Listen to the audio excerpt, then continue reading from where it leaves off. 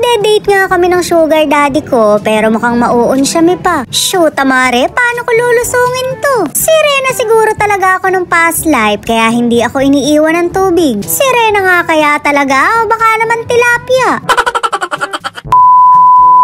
Nakapangmadiinan nga ako dahil magmamahal-mahalan kami ng sugar daddy ko. O diba, nakapatirintas pa siya. Akala mo talaga hindi kutuhin. Medyo pumayat nga ako ngayon dahil nagjeta ako sa pag-inom. Yung dating 65 na kilo ko, 60 na lang ngayon. Siyempre, sabayan mo na rin ang kahirapan na garantisadong nakakabawas ng timbang. Magmahal ka na rin ng maling tao at tiyak naninipis ang katawan mo. Pagka naman hindi pa naging 12 yung bewang mo, ewan ko na lang sa'yo.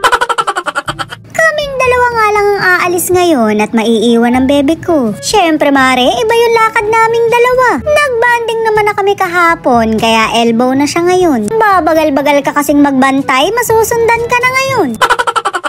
Kaso mare, mukhang mauun siya pa. Katatapos lang kasi ng ulan kaya di ni baha pa. Paano ko naman ilulusong tong paa ko nakapasandals pa ako. Mabuti na nga lang at sinundo na ako ng sasakyan. Kahit pala mukha akong alipunga may care siya sa akin. Manunood nga kami ng sine dahil may bagong palabas ngayon. Napakabongga ng sugar daddy ko dahil dinedate pa rin ako. Kahit dekada na kaming magkasama, hindi pa rin siya nagbabago. Dahil naman dyan, walang titibag, 28 sagad. Asahan mong kakampi mo ko kahit mukha akong kalaban.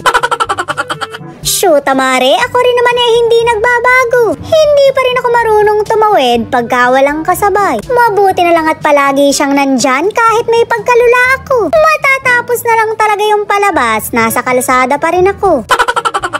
Nakabili na nga kami ng ticket kaya naghintay muna kami sa gigilid. Siyempre mare, hindi pwedeng mawala ng kutkutin. Kung hindi nga ako binila nito, siya yung papapakin ko. Maloloka na lang talaga yung mga katabi namin, baka kami na lang ang panoorin. Hindi pa nga nagsisimula yung palabas pero tinitira ko na yung pagkain namin. Ganon siguro talaga pagka matagal na kayo. Wala nang hiya-hiya kung ano yung tunay na ako. Samantalang nung una-una akala mo ako hindi makabasag pinggan. Alokin man ako ng pagkain palagi kong tinatanggihan. Ngayon mare wala na akong inaatrasan. Kahit siya pa mismo kakainin ko. Hoy, Charis!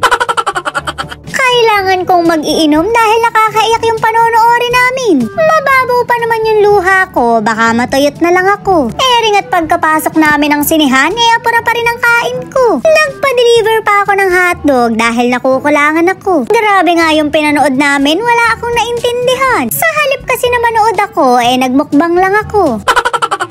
O diba, nagpa-drive-thru pa ako. Wala pa man kaming ginagawa, parang dalawa na yung kumakain sa katawan ko. Shoot, mare, hindi na yata cravings to, kundi lihin na. Malabo namang mangyari dahil nanood lang kami ng sine. O diba, paano kami makakasalise? Dumating na agad yung bebe ko. Nagmamadaling umuwi, siguro miss na miss ako. Shoot, mare, itcha prank lang pala. Yung computer pala yung na-miss niya dahil magro-Roblox siya.